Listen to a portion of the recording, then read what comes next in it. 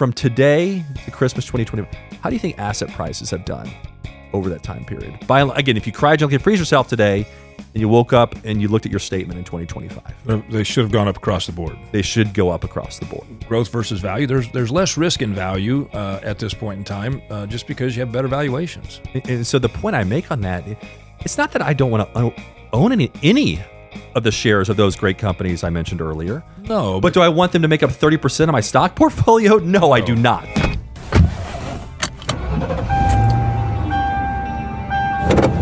Starting your route to retirement.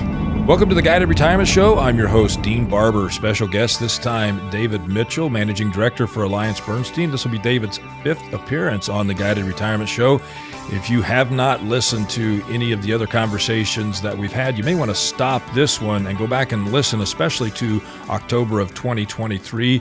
David and I are going to go through some of the things that we were thinking back then, how that's all come up to this point, and we're also going to be talking about where we see things going for the balance of this year and even through the end of 2025. Please enjoy my conversation with David Mitchell, Managing Director at AllianceBernstein. David Mitchell, Managing Director at AllianceBernstein, welcome back. This is your 5th time on the Guided Retirement Show. Last time you were here was back on October 23rd for episode 97. Welcome back. Always a pleasure, Dean. Thank you. And we talked a lot about a lot of things back in October that have proven to be accurate. If people miss that, they can go back and listen. And one of the things I think that's on a lot of people's mind, I want to start off with, is inflation and interest rates. Yeah. At that point in time, we were at about the peak of where we hit on the 10-year Treasury, over 5% at one point, and it only lasted for maybe a day. But you and I talked about how at that point in time, people should be moving out onto the yield curve, moving out into some longer duration type assets. And the interesting thing is, we haven't seen hardly any movement in the short-term Treasuries. I think they may have been at 5.5 or 5.6 then. There's now 5.3 to 5.4. Yeah. Not a lot of movement there, but we went from 5 to high 3s, now back into the 4.2 to 4.4, kind of been range bound in that area now for the last few months. So what are you seeing on that front? And let's tie that with where we think interest rates are going for the balance of 2024. Well, I think you teed it up nicely, Dean, because everyone always asks me, the 30,000-foot view, what's your view on interest rates? And you brought up a good point that means two different things to me. The reason short-term Treasury yields have not moved that much is because they're more directly tied by what the Fed does with the overnight rate. So they've hovered around the Fed overnight rate right now is like 5.25 to 5.5 is the range. So they've stayed pretty closely linked to that because that's the shortest part of what we call the yield curve. However, where you have more volatility and you can have massive swings is like the 10-year Treasury, which is trying to price in future growth and future inflation and what the Fed might do years from now. The big point is, I think, two things have happened. Like you said, directionally, a lot of what we talked about on that pod last October has come to pass, but it's been lumpy. It hasn't been a straight line. For example, interest rates, like you said, on the 10-year Treasury went down a lot in the final 2 months of 2023 in November, December. And so if you bought bonds, when you and I were starting to say, hey, bonds look really attractive as an entry point here, the first 2 months you were like, oh my gosh, like I'm up total return already, 5, 7, 8% in my bond portfolio. Like I thought bonds were boring. They're actually really exciting. And I think that's ultimately what we're trying to do here, Dean, is that you and I both know it's really difficult to manage clients, whether it's their emotions, their financial plan, or their investments on a 2 to 3 month time horizon. We're looking out 2 to 3, hopefully longer, 5 to 10 year windows. But I think by and large, what we discuss is coming to pass. Inflation continues its trend of lowering. Again, not outright prices themselves aren't going negative, but the rate of change, the rate of increase, increases is coming down. Right. And that's across the board from, it started post-COVID. It was in goods is where we saw a lot of inflation. Then it went to food and energy post-Russia, Ukraine. And then now it's been more some of the services, specifically shelter inflation, which gets into home prices and rents. And that's been a bit stickier here recently. But whether it's CPI or the Fed's preferred measure is back down with the two handle in the twos. So this gets into maybe your next. So where does the Fed? If inflation's normalizing and growth has stayed, I guess if anything has surprised us, growth has stayed pretty resilient in the face of pretty high interest rates for going on almost 2 years now. What is that? What kind of room does that give the Fed to try to navigate a soft landing? So I think there's multiple things to talk about there. First off, yes, the economy has remained very resilient, and yes, unemployment is still statistically very, very low. But I think that you're starting to see cracks in some areas of the economy right now, which is what I think the Fed is looking at. That's right. In anticipation of lowering rates. Some big ones would be delinquencies on credit cards, delinquencies on automobile loans, both of which the amount of debt in those two areas is at all-time highs. And then you look at the number of applications for new home loans down, I think, 16% from a year ago. And you know how much economic activity home buying has to do with, what's going on at Home Depot and Lowe's and your furniture stores and all, there's just a big ripple effect there, right? Sure. And you've got those three areas that are slowing down dramatically. And then you've got all the companies that carry massive amounts of debt. That debt is now rolling over and going from a 2 to maybe 5% rate to 7, 8, 9%, therefore costing those companies more money, therefore hurting their profitability, which could lead to layoffs. If they don't do layoffs, they're going to have to do something else, which is raise prices. And that does the opposite of what the Fed's looking to do, because that could cause inflation to remain high. So I think the Fed's on the right track to begin to lower rates. And the way that I've been trying to position this for our clients is I want you to think about, where do we think rates are going to be in the next 24 to 36 months? Not where are they going to, not what date is the Fed going to lower rates the first time? Because if we believe that rates are going to be lower over the next 24 to 36 months, we still are at an amazing entry point for bonds. And I don't think there's any question about that. So to draw on two things from that. Number one, I think you said it well, that the Fed's very aware where the cracks, you're always looking for the canary in the coal mine. And higher rates, and there's been just ridiculous amounts of academic research on this, but lower income families and individuals start to feel it first, right? People that own their own home, if you and I locked in a 15, 30-year mortgage at 275, we haven't felt the brunt. Don't care. We don't care. We haven't experienced what the realized shelter inflation rate has been the last couple of years. Hasn't affected us one bit. But younger people, that 18 to 29 demographic, again, people that are living more paycheck to paycheck, that lease cars, that are looking for multifamily, apartment rent, that's the people that it's really affecting. That are trying, a small business, right, that maybe has 5 employees, that isn't a Fortune 500 company that can really navigate the complexities of debt and has capital that can go borrow pretty easily. I want to read a quote from Jay Powell that I think I picked up from his December meeting, because I think he's aware of this, and I think this quote specifically tells me that they're likely going to start cutting rates this summer, June, July. Who really cares? But Jay Powell said this. This was December 13th of last year, 2023.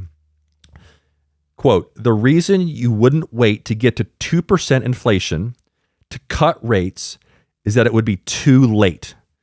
You'd be reducing restriction on the economy. You want to be reducing restriction on the economy well before 2%, so you don't overshoot." So he's telling you, right, that he knows the economy ultimately stuffs, the old line is, you raise rates high enough, long enough, stuff breaks, but they don't say stuff, right? Stuff breaks. Starts with an S. Starts with an S, yes. So I think they're aware of that. And so this is going back to your point. So I say, let's block out the noise of when the first rate cut is, but let's just say this is Christmas of 2025. So what, a year and a half-ish, a little over a year and a half from now. And ultimately, I think we know the path where we're headed. The trajectory, I think we know. I think the actual stream of that path might be a little all over the place. We can't predict that. But let's just say inflation continues to normalize, and it's let's just say 2 to 2.5%. by all your, headline, core, CPI, PC, all of it. Growth has started to come down from, we've been in the threes and twos and even threes. It's back to closer to 2%. Did we get a one quarter where we got maybe below 1% or close to zero? Maybe not. And then the Fed, let's say the Fed funds rate has gone from 5.25 to 5.5 where it is today. Let's just say it's around 4. Okay. From today to Christmas 2020, how do you think asset prices have done over that time period? Again, if you cryogenically freeze yourself today and you woke up and you looked at your statement in 2025, they should have gone up across the board. They should go up across the board. Now, this gets into maybe this where you want to go next. That's a nuanced conversation. What do you want to own in that type? What kind of bonds? What kind of stocks? What kind of real assets? What kind of alternative investments? Right? That's a more complex conversation that requires some context. But I think broadly speaking, you like being an investor over the next 18 months. Well, let's just talk about what we've seen happen since our last conversation in October. You look at the companies that historically carry the most amount of debt, and that's the small companies. Mm-hmm. All right. And if you look at the small cap index, the mid cap index, and just take the index as a whole, not necessarily just the profitable companies. If we take just the profitable companies, it looks a lot better. But if we take the whole index, small and mid cap, you have started to see a lot of acceleration in those indexes, and those indexes are in some cases outperforming the S&P 500 with the mega caps. And you might be asking the question, well, why is that? Well, it's because they're looking at this whole scenario that rates are going to start to come down, so it may not be as bad as what people had anticipated. And so I think that's where you're going to start to see the movement early on, and that's where there's some good values out there in the small and mid-cap space because they weren't bid up through the roof. And, quite honestly, not all stocks were. There's still a lot of stocks that are very undervalued, but I would go more towards the value, the low PE stocks, the high dividend stocks, the high free cash flow stocks. I think those should all, you should see those higher at the end of December if the Fed funds rate's at 4 versus 5.25 to 5.5. That you should. No, that's a debate of what could derail that. That's a whole nother probably podcast of why wouldn't that come to pass, and we could talk about that. But look, last 2 months, and 2 months does not make a trend. But small caps value and the equal weighted S&P has outperformed the cap weighted S&P. And then to your point, if you look at some of the most intriguing factors that historically you've had to pay a higher valuation or higher multiple for the privilege to own, companies with your highest return on equity, highest return on assets, basically just great companies run very efficiently and generate lots of free cash flow. All those companies now this year are starting to, again, NVIDIA, the Magnificent Seven get all the headlines. I almost want to put those 4 or 7 stocks over here, and I want to talk about these other 2,500 stocks, 3,000, because there's a lot of interesting themes starting to emerge within that subset of stocks that just don't get the headlines that the Magnificent Seven do. Well, but it's the whole thing of what's in your 401k. It's the S&P 500. It's large growth, right? And those have dominated. And for good reason, because we've had this crazy run in tech. But you and I were talking a little bit before we started this podcast today about the percentage of capitalization weighting of the S&P 500 that the tech was prior to the dot-com bubble, and what that percentage has recently eclipsed what it was during the dot-com bubble. So that bears the question is, are we looking at a bubble here in technology in these mega caps, or is there really enough room to run in those areas to support the 30, 40, 50, 60 times multiples or the PE ratios, or are they going to come back down to reality? I'll share with your listeners the exact stat. So the headline is that the S&P has never been more concentrated. What that means is you have 500-ish stocks in the S&P 500. And one thing that investors always look at is what percentage the largest top 10 stocks or holdings in the S&P, what percentage they make up of their market caps make up of the entire index. So it almost hit 30% in 1999, 2000, and we're over 31% now. Who's leading that? It's really Microsoft, NVIDIA, NVIDIA, Meta, right, Amazon, Microsoft, to a lesser extent, Alphabet, Apple, and even Tesla. The big difference what's different between now and again, I was in college, you lived this, but those are real companies, right? NVIDIA, they're profitable. One of the, Jensen wanted to see one of the great companies, most innovative companies that I think will be studied in textbooks for hundreds of years. They're real companies, real cash flows, real businesses, and AI is real, right? And so right now we're in that kind of that dating phase with AI. Like anything levered to AI is going up in unison because people want to own AI. Kind of like, it's not quite crypto, but there's been other trends, and ultimately it will shake out of what companies are really at the forefront of capitalizing on AI as a business model, right? Networking systems, cloud infrastructure, things like that. So what I'm saying is, I don't think when they hear bubble, they think stuff has to crash and go down. Do I think the price of those 7 stocks has to necessarily crash? I do not. But what I think you and I are more saying, do the other 493 companies or other 2,000 companies and more the small mid-cap indexes, is there a time that we're about to experience where it's over 1, 2, 3, 5 years where those other types of companies, they start to catch up that have underperformed the big guys in the room for so long? Well, you and I talked about this again back in October, and I asked you the question. So if you're going to enter the stock market now, and again, this was October, do you buy the cap-weighted S&P 500? Do you buy the equal weight? And your comment was equal weight. And look, I think that there's far less risk in the equal weight today. There's far less risk in the high dividend paying stocks today. There's far less risk on the value side of, you look at the different companies out there, growth versus value. There's less risk in value at this point in time, just because you have better valuations. And so the point I make on that,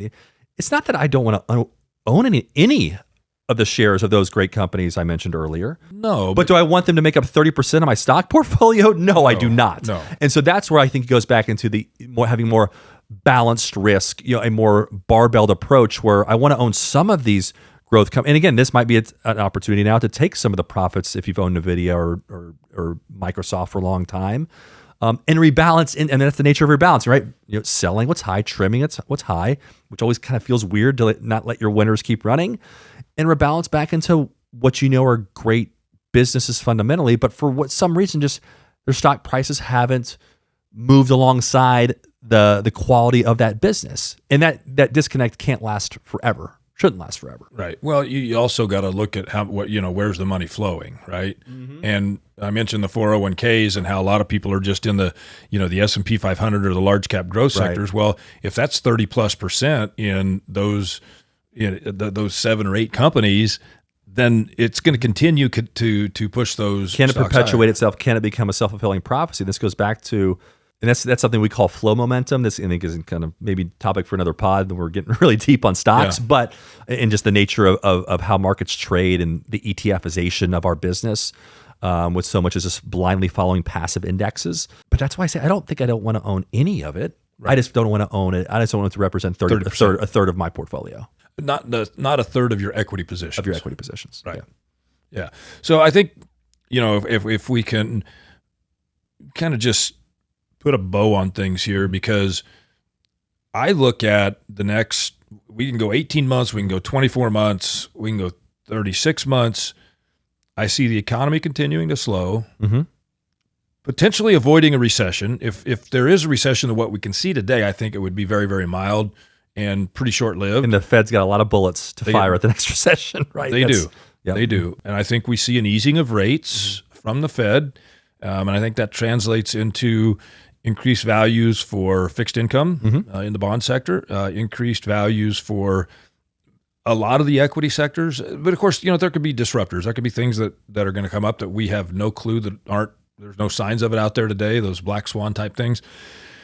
But from a pure economic and fundamental standpoint, we've been kind of off to the races here this first quarter of 2024. Yeah.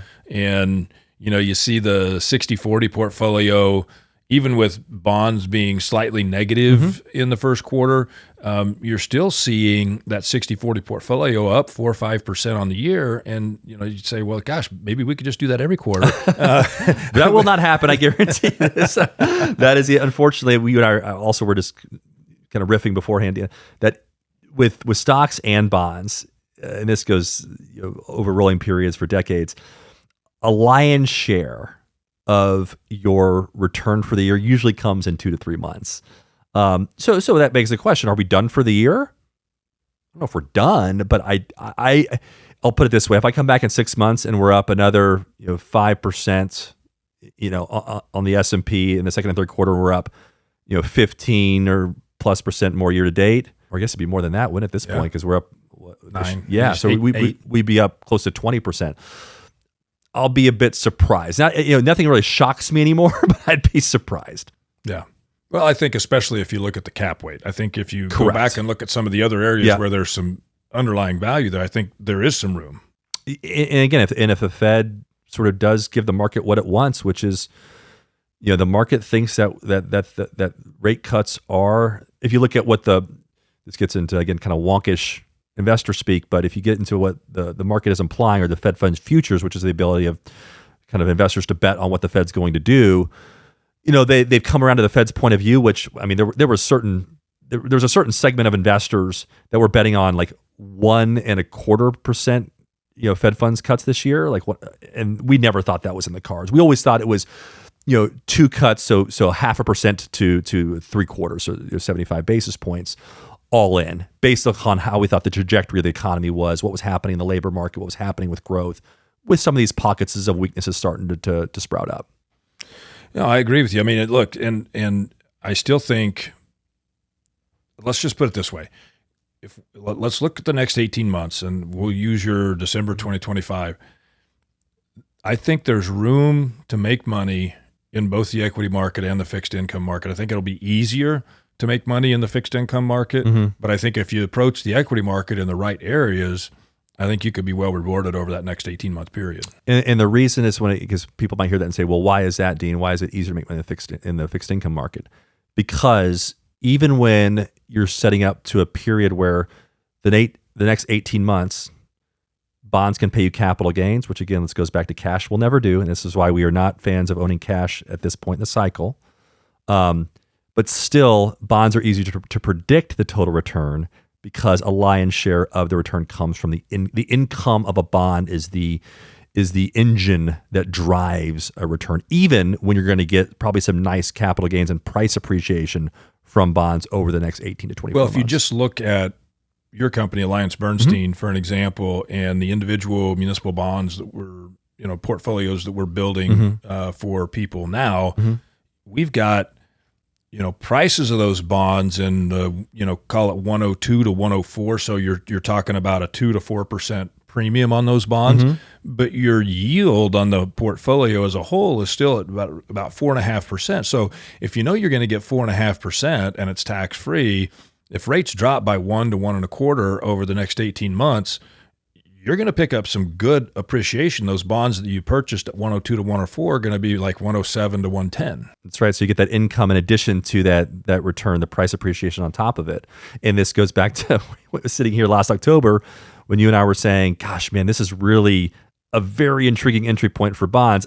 You and I didn't know November, December were going to be a home run for bond returns, but that's how quickly you can get paid in bonds with that capital appreciation, but you have the consistency and the stability of the income, which you can project out if you're living off of, or if you need to take some for retirement, or you're reinvesting. That's what's great about bonds, is that there's a higher likelihood to understand what you're going to earn over time. And I think the worst thing that people can do is to wait for the Fed to start cutting rates to get that entry point. It will be too late. It always is. It's too late. The market will always move in advance of the Fed.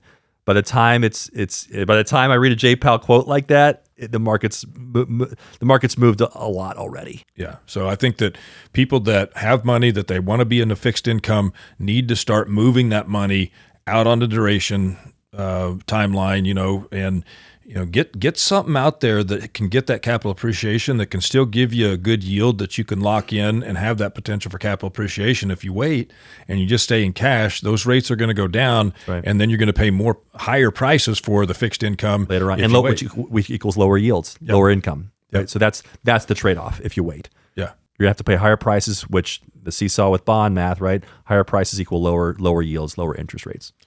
Well, we'll have you back here in 6 months here on the Guided Retirement Show. We'll see how we did. We'll talk about all the things that are going on with the economy. Maybe we've seen one, maybe two rate cuts by then. We'll see what's happening in the fixed income market. We'll see what's happening in more of the equal weight S&P 500, the small and mid cap that we talked about, and whether those actually continue to move higher. Sounds great, Dean. Look forward to it. All right. Thanks, Dave. Thanks again for joining us here on the Guided Retirement Show. Make sure if you are listening on your favorite podcast app that you're subscribed to the Guided Retirement Show and share with your friends. If you're watching us on YouTube, make sure that you subscribe, click the bell icon so that you're notified every time a new episode comes out, and always share with your friends.